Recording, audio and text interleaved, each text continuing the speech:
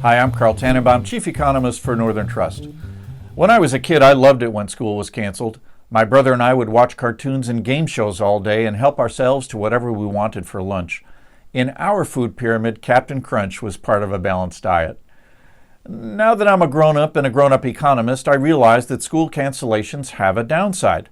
Learning is important for maintaining a productive and innovative labor force, which is critical to long-term economic performance. Missing school means missed opportunities. And when children aren't in school, they require adult supervision, which takes parents away from work. The pandemic has essentially created a year full of snow days. Most pupils have been forced into at least some remote learning, the quality of which has ranged from passable to very poor. Teachers had to scramble to create curricula and communications that worked at a distance.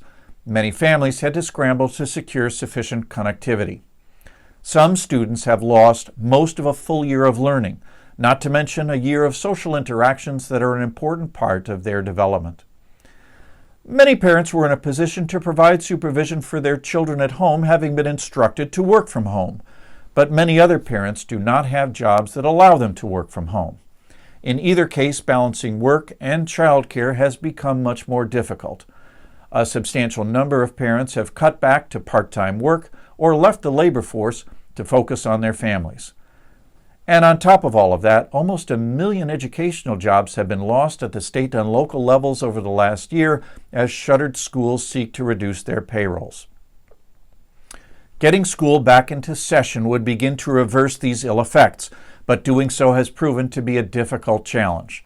While children account for a very small fraction of COVID-19 cases, there is still concern about bringing large groups back into the classroom.